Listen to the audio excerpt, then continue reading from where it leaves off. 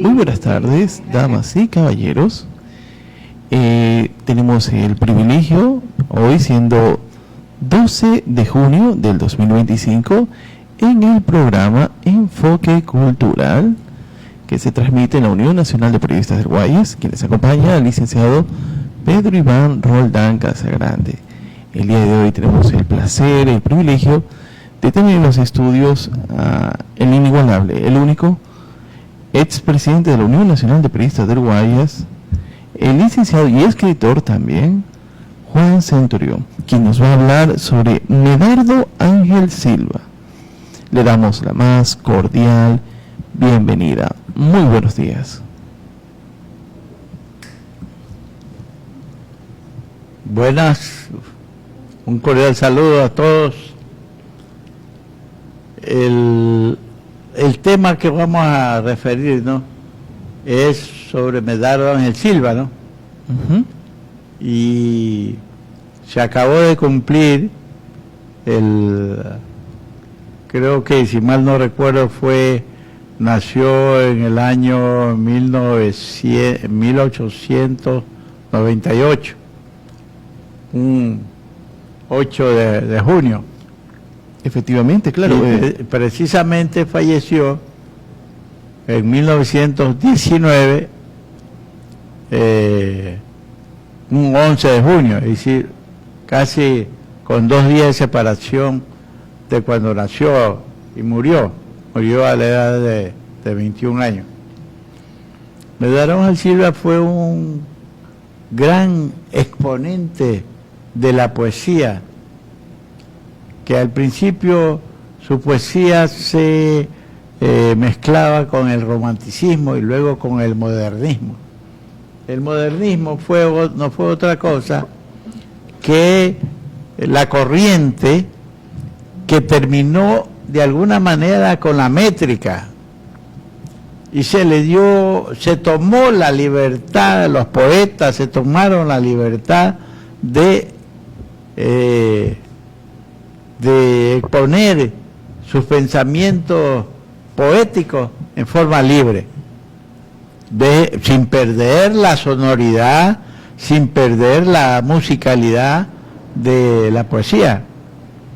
Entonces, pero posteriormente el modernismo, la escuela que ellos siguieron, no solamente Medardo Ángel Silva, o que estaba en boga en aquella época en el Ecuador y en Europa, era también lo que se llegó a llamar una escuela de los poetas malditos, que fue un término que se acuñó un escritor que hizo un análisis, de la situación de la poesía en el año 1838. Emitió un libro analizando la cuestión de la poesía, y en una sección tomó que era los poetas malditos. Y posteriormente, eso fue en Francia, posteriormente en Francia también, en el año 1898, escribió una novela, Valdeline, discúlpeseme la pronunciación, que yo no pronuncio muy bien el francés, no sé francés, pero Valdeline fue un escritor que escribió una novela en el año 1898 que le llamó precisamente Los poetas malditos. Recuérdense también que en el año 1898 nació Medardo Ángel Silva, y él empezó a escribir a la edad de 14, 15 años. Pero los poetas malditos no quiere decir es que necesariamente se mataron, se iban a matar, sino era por lo que tenían una posición de desprecio hacia la sociedad burguesa, no por sus términos económicos, sino más bien por sus costumbres hipócritas, por su costumbre engañosa, por sus normas morales y éticas cuyos mayores exponentes la rompían, no la observaban, pero sin embargo querían que el público, que la gente de a pie sean estrictamente, observen las normas morales y éticas.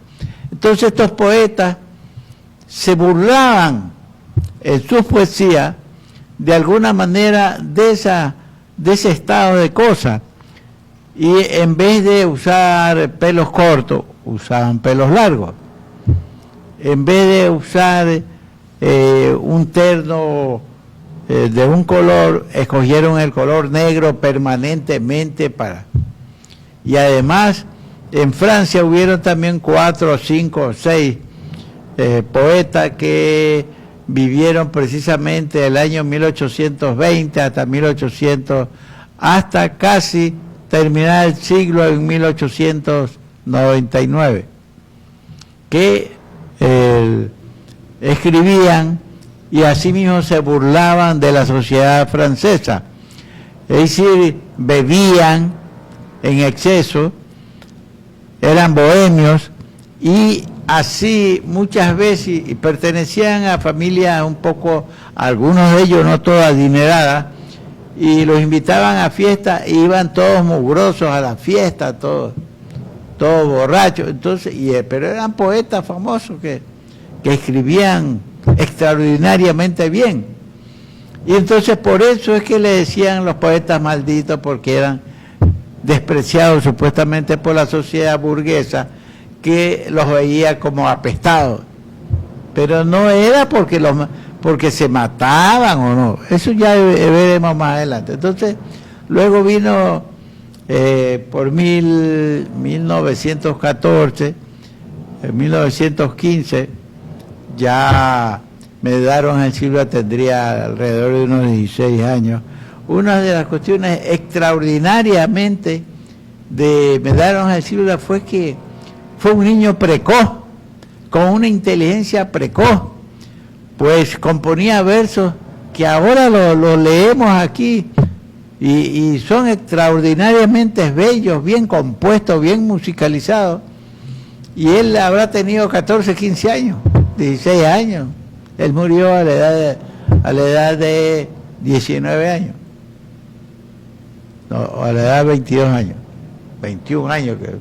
Él nació en 1898 y murió en el 19, tenía 21 años. Murió en el año 19. Entonces, cuando tenía 16 años, 15 años, escribía extraordinariamente bien. Y se fue por la escuela de estos poetas franceses que se habían hecho famosos. Uno de ellos se mató, pero no era porque era una escuela que querían matarse, sino porque por la actitud frente a la vida de burla y desprecio de una sociedad burguesa hipócrita, con valores morales que no los observaban, y pretendían que los poetas observen esos valores morales. Entonces se burlaban y hacían todo lo contrario de lo que regían en aquella época. Entonces, si bien es cierto que Medardo Ángel Silva siempre andaba bien vestido, bien como de luto, pero ese hecho mismo de vestirse como de luto ya era una situación de llamar la atención cuando no estaba de luto, aunque perdió a su padre. Licenciado Juan, bajo su punto de vista, ¿estuvo muy adelantado a su época Medardo Ángel Silva? Efectivamente, claro. Medardo Ángel Silva, como digo, a los 14, 15 años componía versos, pero que ya quisieran algunos de nuestros poetas actuales, incluyéndome a mí, aunque no soy poeta, poder escribir de esa manera. Y él ya en su adolescencia escribió, tal es así que creo que a los 16 años, editó un periódico. Él hizo publicar un libro de su poesía que se llama El árbol del bien y del mal, que solamente sacó 100 ejemplares y que casi nadie le compró, porque en aquella época también es difícil, como sucede ahora, que la gente no le gusta comprar libros, no le gusta leer, no le gusta culturizarse, no le gusta saber. Por eso es que este país está como está.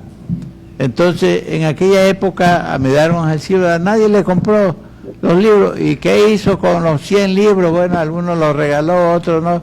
Con el resto vino y los incendió, los quemó de disgusto. Luego, más tarde, cuando ya la fama le llegue, será bien apreciado esa poesía del árbol del bien y del mal, además que luego escribiría otros libros. Paralelamente también para 1917-18, Medardo Ángel Silva fue contratado en el diario El Telégrafo, que era el más grande diario del Ecuador, junto con el diario El Comercio. En esa época, ¿no? En aquella época, claro, el diario El Telégrafo era el más grande diario del país. Y entonces Medardo Ángel Silva fue como reportero, llamémoslo. Pero después le dieron la responsabilidad de dirigir un suplemento que tenía el diario El Telégrafo, que se llamaba La Página Literaria, cuyo director era Medardo Ángel Silva, y donde publicaba sus poemas. Entonces, el diario el Telégrafo los catapultó a la fama. El diario El Telégrafo. Él escribía en el diario más importante, de mayor circulación del Ecuador, y desde luego sus poemas se leían. Y él también, y no solamente eso, porque él, como trabajaba para el diario El Telégrafo, a él le daban encargo el director para que hagan notas, crónicas de uno y otro tema. Pero él siempre también lo escribía en prosa, ¿no? Como buen poeta, no solamente escribía sus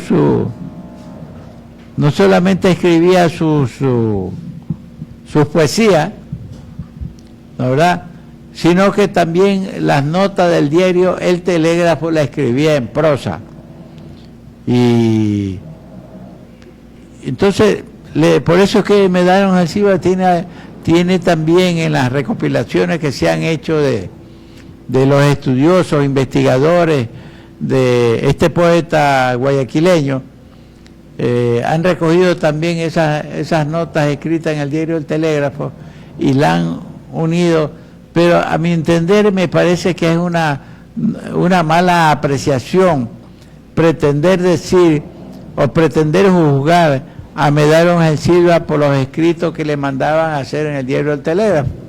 Nosotros como periodistas sabemos que el director del medio es el que te dice: oye, hazte una nota sobre la calle Panamá que van a reestructurarla.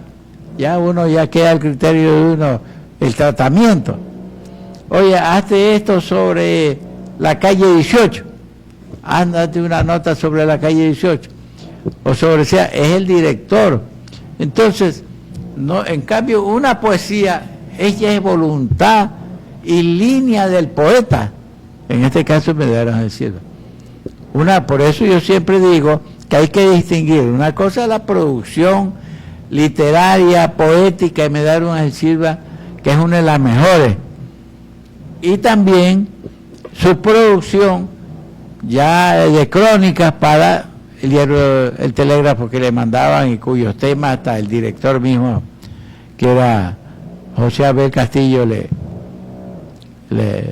decía tal o cual tema, o le indicaba tal o cual tema.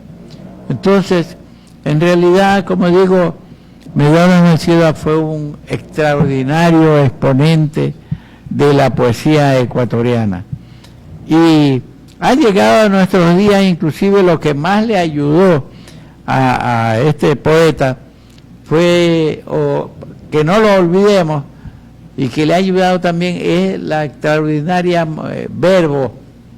verso que tiene, el extraordinario verso que tiene, que es el alma en los labios, y que eso ha pasado a la historia, y precisamente eso, esa canción, debe haber otras canciones que yo yo para la cuestión musical, yo soy un poco analfabeto, pero esta canción, El alma en los labios, ha mantenido la fama de Medardo El Silva. Si no hubiera sido por esa canción, lo hubiéramos olvidado de pronto.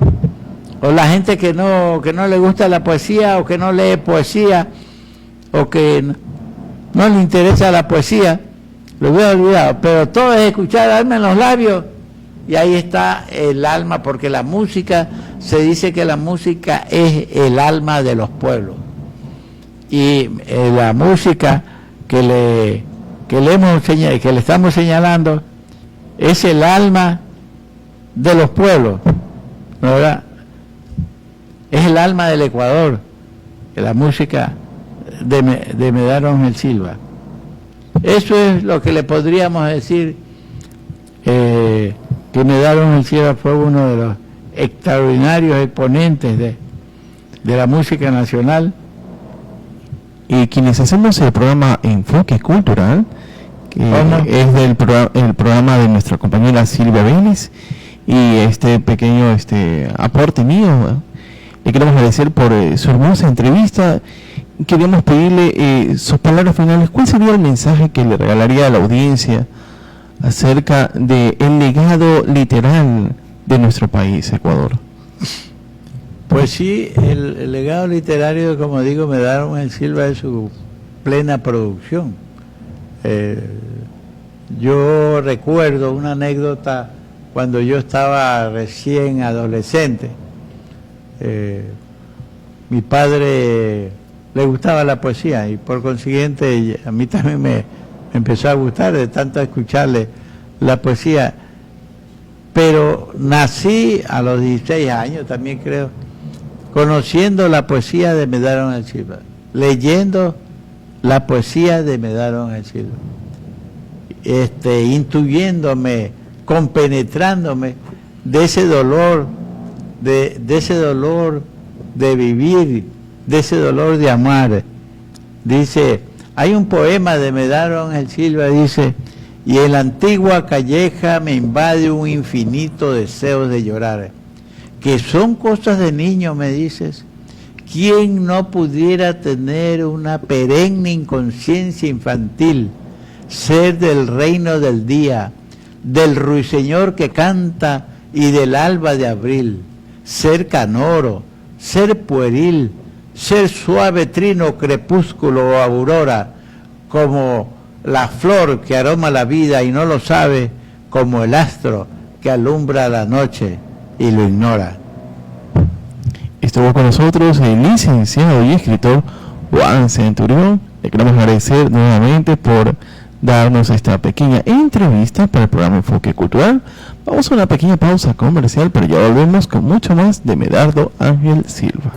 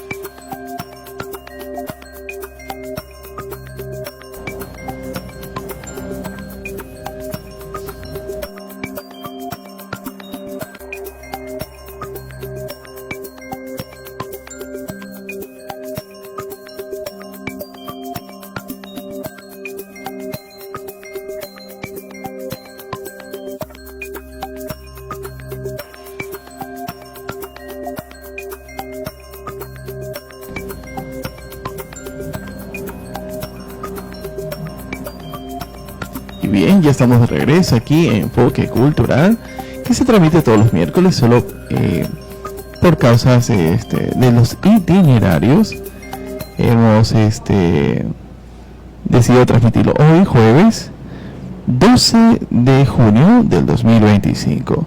Recordemos que Medardo Ángel Silva Rodas nació el 8 de junio de 1898 y fue un escritor, poeta, músico y compositor ecuatoriano. Lastimosamente nos dejó un 10 de junio de 1919, considerado el mayor representante del modernismo en la poesía ecuatoriana, perteneciente a la llamada generación decapitada.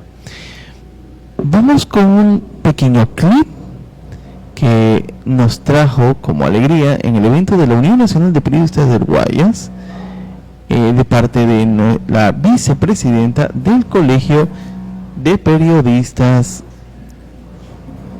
del Guayas. A continuación. La semana pasada, cuando justamente coincidió esta invitación, me emocioné mucho, ¿no? Mi abuela Carmen Silva fue prima de él, ¿no? Mi abuela, una dama, ¿no? Una dama que sabía hasta tocar piano, ¿no? Porque como ella me decía, en los tiempos cuando estaba Medardo Ángel Silva, que era el primo con el que ella vivía, ella nos contaba que era un hombre muy culto, ¿no? Que le gustaba la poesía, le gustaba leer, le gustaba entretenerse con toda la familia, era un hombre que le gustaba conversar con todos ellos. Obviamente tenían una relación muy entrañable porque vivían juntos. Algo de él ha sacado mi papá le encanta hacer poemas, ¿no? Mi papá tiene una colección de poemas, obviamente nadie lo conoce, Leonardo Benítez Silva, pero algo ha heredado de él también, un poco de esa temática que tiene de amor, de desamor, de incomprensión, o sea, un poco la línea que llevaba Medardo Silva, ¿no? Por eso cuando me invitó Magíster Richard Sellán, dije, bueno, qué emoción estar en un evento como este, ¿no? Así se construyen las cosas. Así nosotros construimos un poco la historia, así nosotros reconocemos un poco las narrativas de nuestros poetas, de nuestros escritores. Algo que en este momento no se hace, algo que no se recuerda, algo que pasa a la historia sin que nosotros nos demos cuenta que es tan valioso para cada uno de nosotros, ¿no? Cómo nos llega, cómo estos poemas, muchos son reconocidos y son verdaderas obras de arte, cuando nosotros empezamos a ver la rima que tienen, el sentimiento que le han puesto. Entonces, espero que esta mañana disfrutemos de este encuentro que tenemos, este encuentro de poesía, narrativa y algo de política, porque algo tenía que ver con todo eso, ¿no?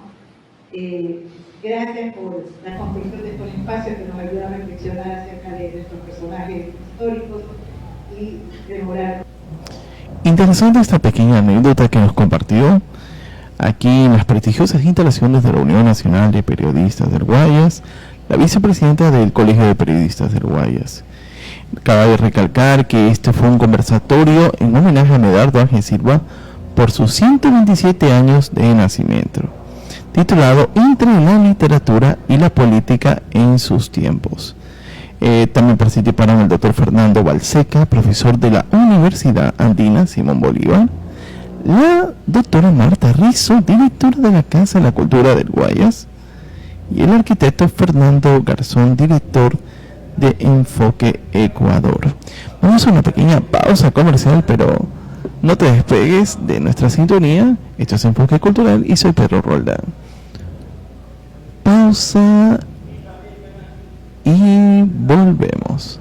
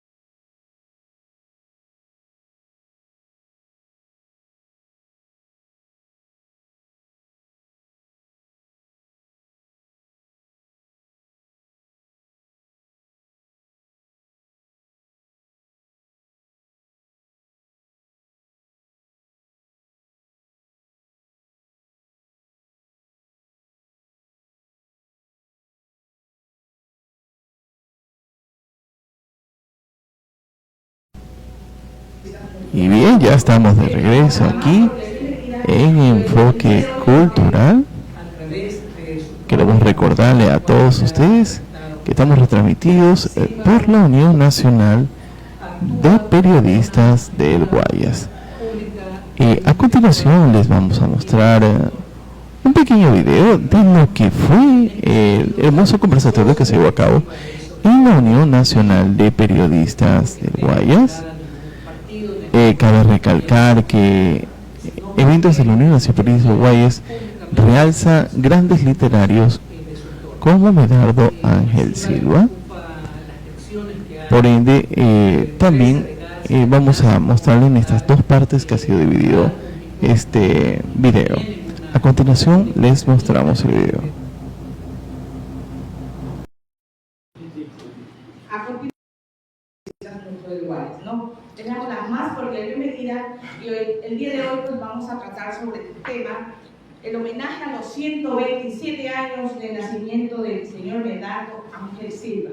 Como ustedes saben, gran escritor, compositor y poeta. Ustedes saben, 127 años de ausencia física, pero nos ha dejado un gran legado, una poesía, un canto, algo hermoso que todos nosotros hemos disfrutado, ¿no? Bien, a continuación les voy a presentar el conversatorio que vamos a tener, dice, entre la literatura y la política en sus tiempos.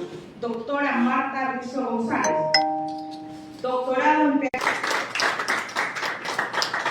nuestro presidente, el magíster licenciado Richard Sellán Majaña, como siempre, preocupado del arte, la cultura, hemos creado estos espacios. A continuación, pues, vamos a tener a la vicepresidenta. Buenos días, presidente, gracias por esta oportunidad de estar en este evento. Tengo un homenaje a Medardo Ángel Silva, ¿no? La semana pasada, cuando justamente coincidió esta invitación, me emocioné mucho, ¿no? Mi abuela Carmen Silva fue prima de él, ¿no? Mi abuela, una dama, ¿no? Una dama que sabía hasta tocar piano, ¿no? Porque como ella me decía, en los tiempos cuando estaba Medardo Ángel Silva, que era el primo con el que ella vivía, ella nos contaba que era un hombre muy culto, ¿no? Que le gustaba la poesía, le gustaba leer, le gustaba entretenerse con toda la familia, era un hombre que les gustaba conversar con todos ellos. Obviamente tenían una relación muy entrañable porque vivían juntos. Algo de él ha sacado mi papá. Mi papá le encanta hacer poemas, ¿no? Mi papá tiene una colección de poemas, obviamente nadie lo conoce, Leonardo de Enrique Silva, pero algo ha heredado él también, un poco de esa temática que tienen de amor, de desamor, de incomprensión, o sea, un poco la línea que llevaba Medardo Ángel Silva, ¿no? Por eso cuando me invitó el magíster Richard Sellán, dije, bueno, qué emoción estar en un evento como este, ¿no? Así se construyen las cosas. Así nosotros construimos un poco la historia, así nosotros reconocemos un poco las narrativas de nuestros poetas, de nuestros escritores. Algo que en este momento no se hace, algo que no se recuerda, algo que pasa a la historia sin que nosotros nos demos cuenta que es tan valioso para cada uno de nosotros, ¿no? Cómo nos llega, cómo estos poemas, muchos son reconocidos y son verdaderas obras de arte, cuando nosotros empezamos a ver la rima que tienen, el sentimiento que le han puesto. Entonces, espero que esta mañana disfrutemos de este encuentro que tenemos, este encuentro de poesía, narrativa y algo de política, porque algo tenía que ver con todos esos tiempos, ¿no? Gracias por la construcción de estos espacios que nos ayudan a reflexionar acerca de nuestros personajes históricos y rememorar de una manera nuestra poesía. Muchas gracias.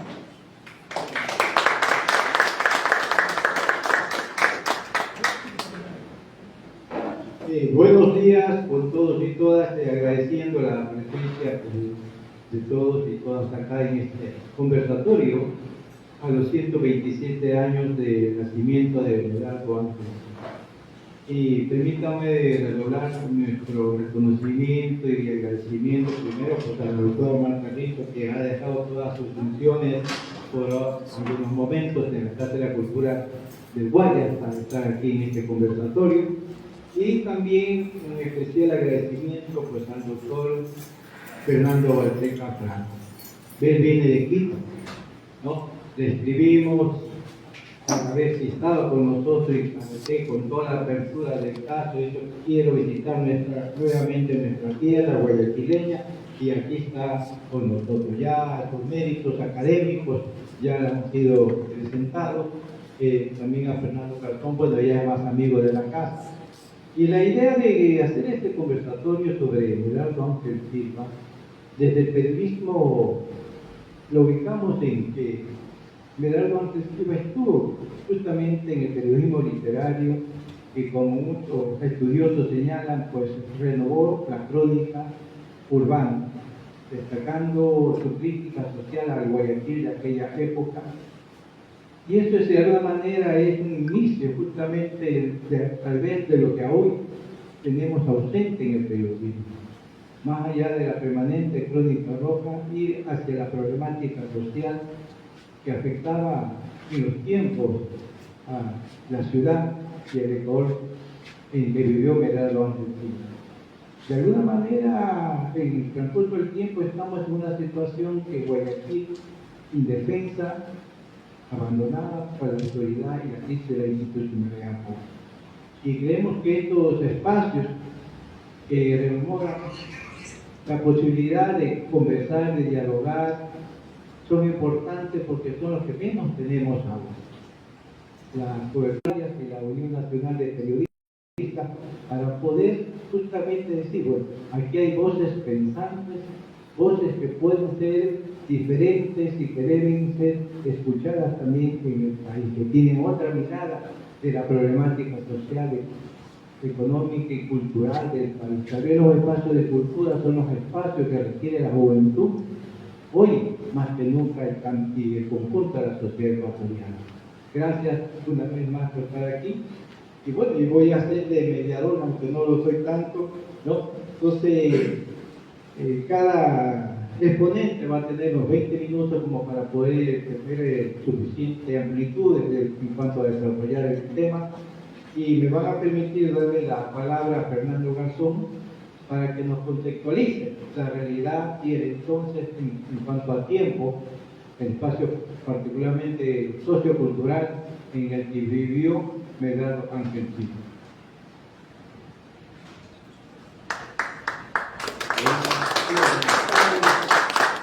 Ustedes como cristianos, que saben que está siendo transmitido y va a ser también transmitido a nadie, para la ONP y los primeros.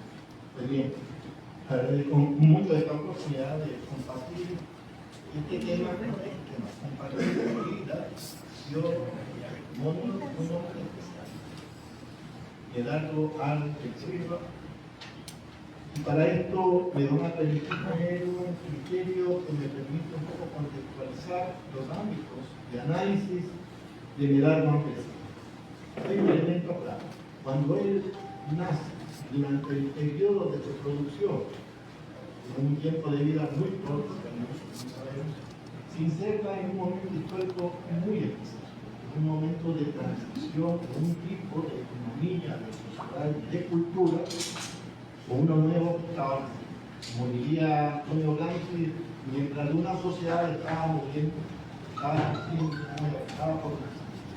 Ese es el tiempo en el que se inserta la vida de Medardo Ángel Silva y por tanto su pensamiento, su lectura, un poco denotan en parte ese hombre en la transición, en la cultura, en la sociedad peruana. Vale entonces tener la referencia, seguramente todas las cosas. Él nació el 8 de junio de 1892, 3 años después del 5 de junio de 1895, triunfo de la Revolución Liberal Radical de hoy acá. Ese es un referente del tiempo, del periodo. Poeta, periodista, novelista y cronista. Vale señalar, seguramente muchos ya lo conocen, él no fue solo, sino todo un conjunto de elaboraciones intelectuales, literarias, que se insertan en otros campos, que nos dan una pauta de la creatividad y la capacidad de venir de dar conferencia. Murió el 10 de junio de 1919. Entonces realmente estamos celebrando, por un lado, el nacimiento, pero también estamos recordando su fallecimiento. O sea, estamos en dos campos, en dos momentos casi diferentes. 2 años después de la Revolución Rusa, y 3 años antes de la entrega de días que le hicieron en Ecuador. Estamos hablando del 15 de noviembre, que realmente empezó el 15 de octubre con la que fue el paro ferroviario en Durán, y derivó luego en un proceso hasta el 15 de noviembre, en donde sabemos se dio la masacre, pero también hay que ubicar, se dio la organización más potente que ha tenido el Ecuador en toda su historia, en cuanto a movilización, organización y acción del pueblo. También, vamos entonces en este contexto, en este concepto, yo señalo lo que sería un análisis textual, o sea, un análisis del lenguaje, del vocabulario, cuáles son sus vínculos, un análisis vinculante de personas y hechos que lo insertan en este proceso, como yo digo, es de transición. Finalmente, en esta pequeña inicial introducción, esta interrelación de Silva con el ambiente de la modernidad presentada bajo el discurso del progreso no fue sin tropiezo.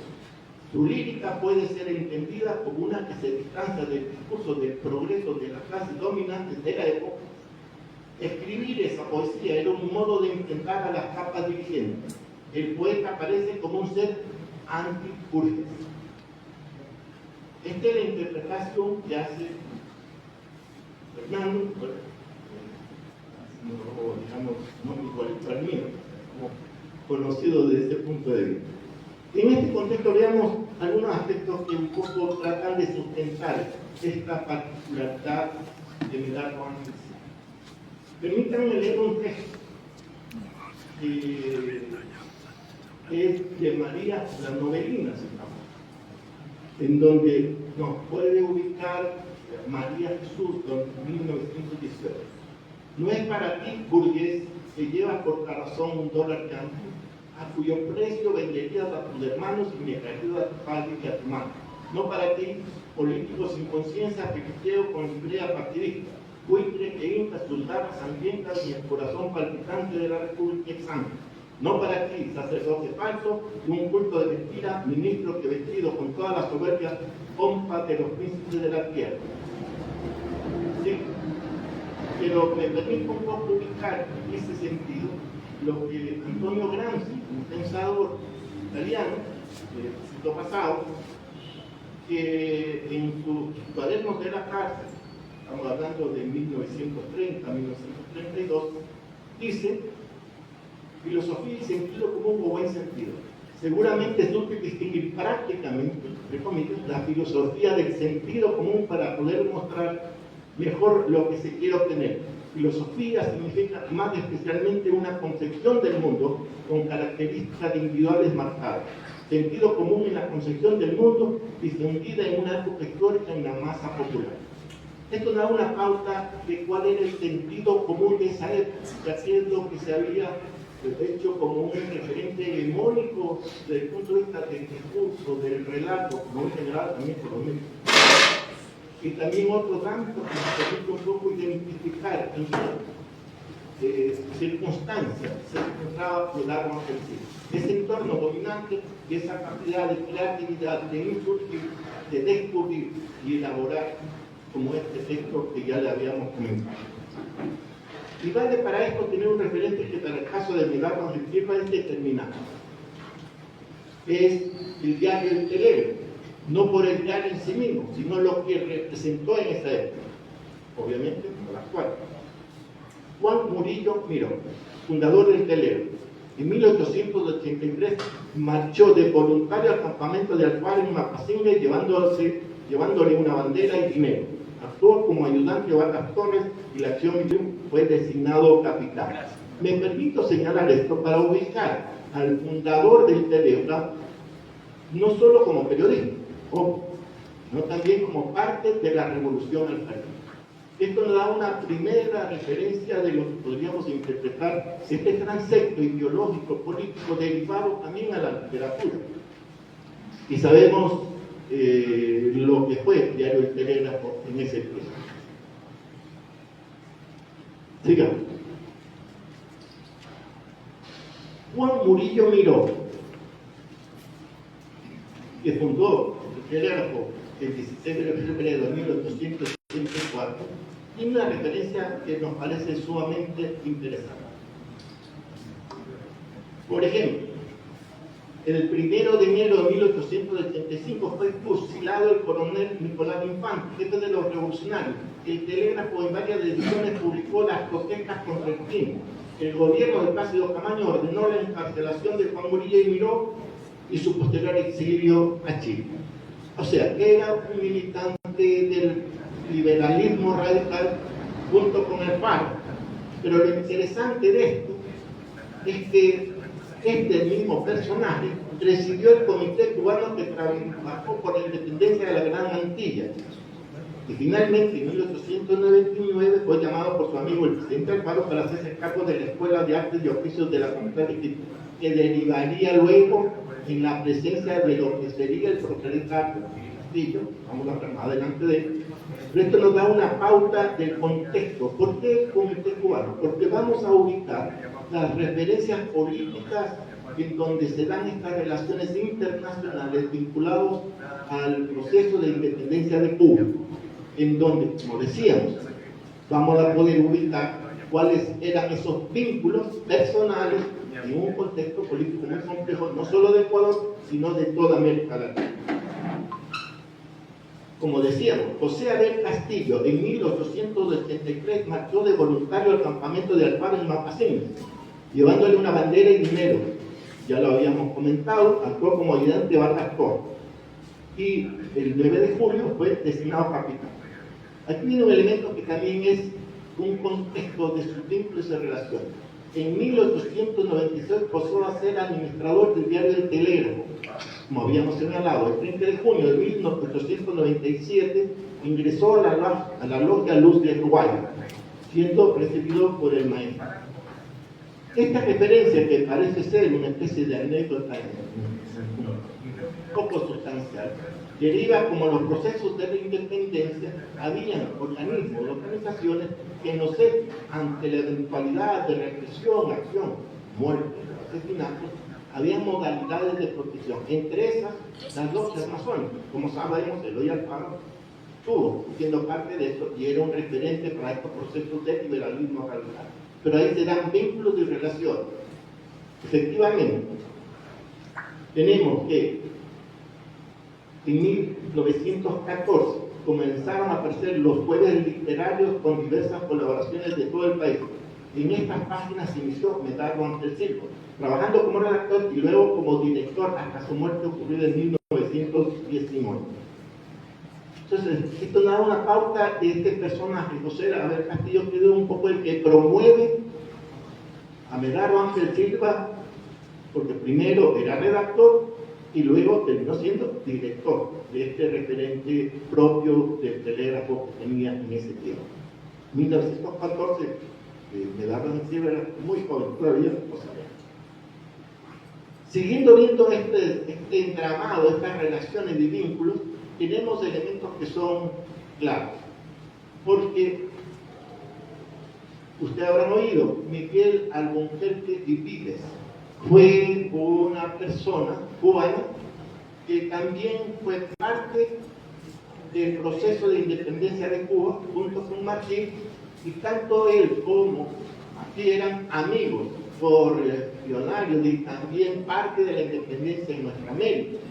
Y este personaje es el que viene al Ecuador y genera un proceso intensivo de organización de los trabajadores, con una particularidad. Este personaje era abiertamente anarquista, esto es, asumía como parte del derivado del proceso de lo que fue las elaboraciones de Mar en su tiempo, derivó luego Bakunin, un anarquista.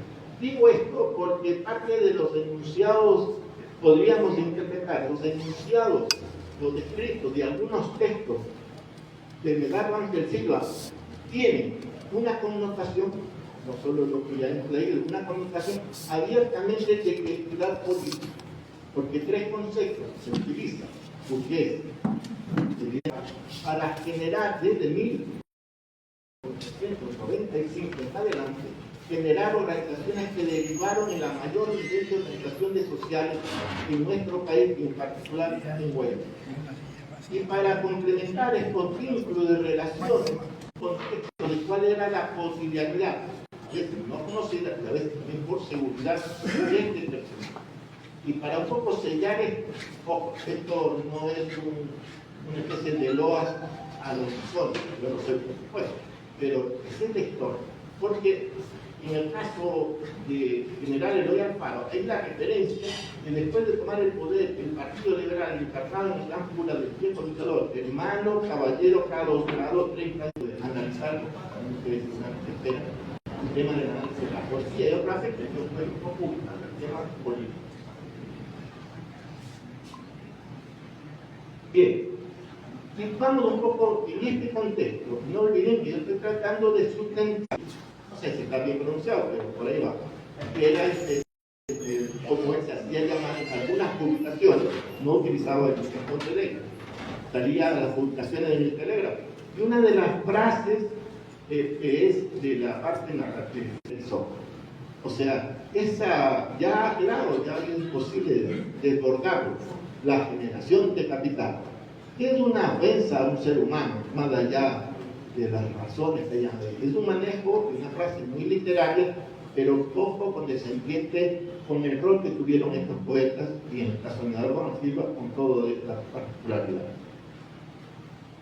Pero en este ámbito decíamos cómo se empata este gran transecto que va desde la victoria de la Revolución Alfarista a lo que yo digo que cierra este gran proceso con lo que fue el 15 de noviembre.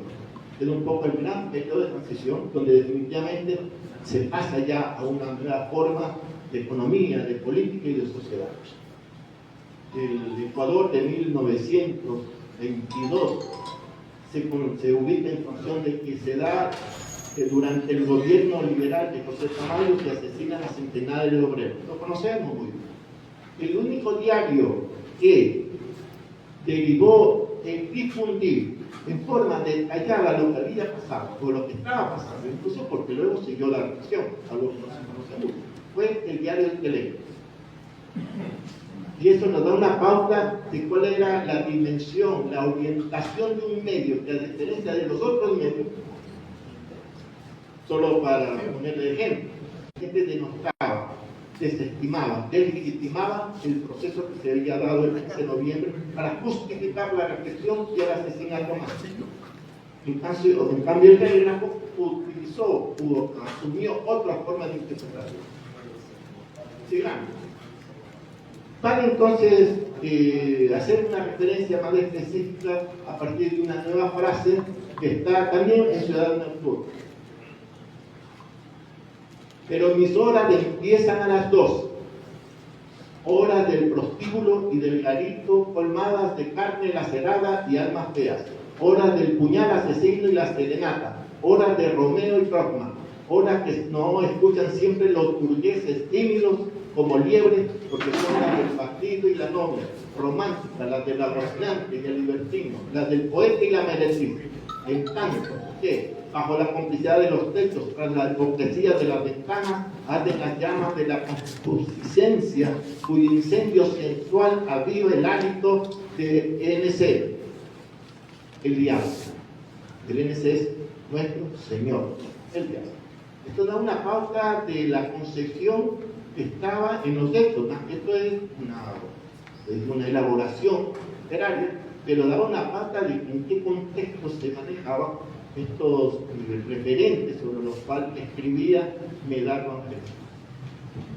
Y en esa línea, y haciendo referencia también a esta referencia con respecto al tema de la anarquía, porque hay que diferenciar, porque yo he planteado como tesis que el 15 de noviembre se concreta realmente el nacimiento, la presencia real de lo que fue el origen de los movimientos de izquierda en el Ecuador.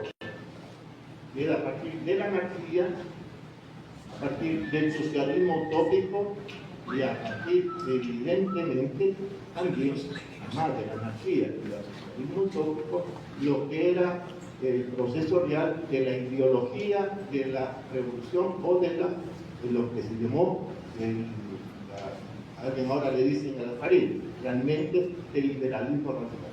O sea, son tres referentes, digamos, desde el punto de vista del concepto de la vida y del mundo, que traza este proceso de transmisión.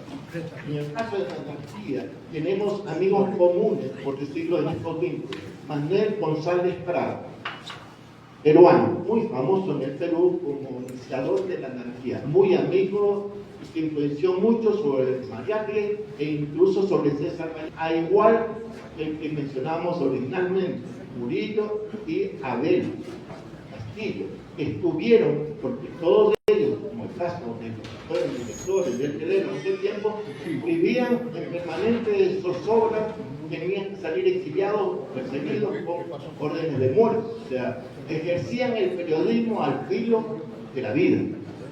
No eran los periodistas, los compañeros que se la juegan, como dice, pero hay otros que se la juegan que es por la plata, no realmente por su posición. Pero vale señalar, porque él hace una afirmación, Manuel González Prado, que entre socialistas y libertarios pueden ocurrir marchas convergentes de acciones en común para un objeto inmediato. Pero dice, cuando se presenta el tema de los principios, hay una cuestión vital, surge la divergencia y se entabla la lucha. O sea, reconoce divergencias entre el anarquismo, diríamos también, el concepto sobre el liberalismo radical, y también, por supuesto, esta modalidad o este concepto vinculado también al tema del socialismo, en este momento utópico estaba empezando también a concretarse y nos da una pauta de cómo esta forma referente en este tiempo derivaban también en las producciones de textos como la que finalmente quisiera hacer referencia, quizás de una intervención podría ampliar a que la ideología de la revolución de París, o lo que sería del liberalismo radical, se sustentó mucho en las formulaciones, en los escritos de José Peralta. La esclavitud de la América Latina, una obra, en algún momento, en algún tiempo, demostrará que hay también de por medio una clara concepción vinculada a la soberanía, a la protección de la isla Galápagos y a ámbitos en donde ahora parece que es muy presente. Bueno, con esto hemos un poco dado este paneo rápido. Gracias, Fernando. Como el doctor Fernando Balseca Franco ha sido nombrado, citado, vamos a seguir la práctica parlamentaria, ¿no? Aunque siga siendo esto una mala palabra también nosotros en nuestra condición de lo que significa actualmente la Asamblea Legislativa. Doctor. Que me parece que le dan un lugar señero a la actividad de Silva, tanto como poeta como un intelectual que interviene sobre su sociedad. Y voy a hacer esto porque, aunque cada vez es menos fuerte esta idea, hay la comprensión todavía de manera de rezago tal vez, de que la escritura de los poetas modernistas, Humberto Fierro, Borja, Novoa Román y el propio Silva, es una escritura que, digamos, desde una torre de marfil, estos bazares exóticos, este lenguaje absolutamente almacenado, propio del modernismo. Al margen de eso, fueron actores profundamente conectados con la realidad social. Y llamado El Mosquito, en el cual tiene unas intervenciones interesantes. Entonces hay un contemporáneo un poco mayor que él, Próspero Salcedo Mandoval, que una vez que Silva muere, él se hace una pregunta que creo que para nosotros sigue siendo fundamental. ¿De dónde Silva pasó por el Colegio Nacional Vicente Rocafuerte? La primera institución pública, el Colegio Vicente Rocafuerte, hacia los años, en la década de 1910, le proveía a la ciudad de Guayaquil, a la municipalidad, del servicio meteorológico. El colegio le proveía al municipio la información sobre la meteorología que era necesaria para el conocimiento de las mareas, para el movimiento del puerto, para el comercio. Estamos en 2025 y no tenemos ahora en esta época de otro desarrollo ningún colegio de educación básica que le provea algo de esa naturaleza a una institución como la. ¿Por qué se muchos de ellos médicos, ingenieros formados fundamentalmente en Francia, transmiten estos ideales de Baremo conectaba a la educación que cotidianamente recibían los niños y los jóvenes con, digamos, el mundo cosmopolita. Entonces, ¿de dónde viene Silva? En primer lugar, viene de una opción de un sector de la burguesía guayaquileña vinculada a los grupos comerciantes. El sector comercial de Guayaquil ayuda también a financiar los presupuestos del Colegio Vicente Rocafuerte, el colegio era público, pero recibía un interés de la propia burguesía que se desarrollaba en que su pensum era lo más actualizado y modernizado que fuera posible. Entonces, Silva viene de ese proceso, de un Guayaquil que es ilustrado, que se ilustra, que cree que las armas de la razón conquista el acceso al colegio que era limitado, no había un que siempre fuerte de Silva, no puede hacer todas las críticas, pero ahí hay un impulso modernizador y democratizador documental. Entonces, de ahí viene Silva. Viene también de, como lo señaló Fernando, de la lectura de una revista importante que se publicó, me parece que de 1913 a 1915, que es El Telégrafo Literario. ¿Qué lee Silva en esa revista que empezó a circular con el diario El Telégrafo? Lee fundamentalmente a unos poetas raros que se presentan como vanguardistas, que les cantan a las ranas, que les cantan a los insectos del invierno guayaquileño. Y esto es bien curioso porque Silva es el representante más importante del modernismo. Esta lírica adornada, esta lírica que embellece el lenguaje, esta lírica que a través de la simbología presenta mundos irreales, exóticos, extraños.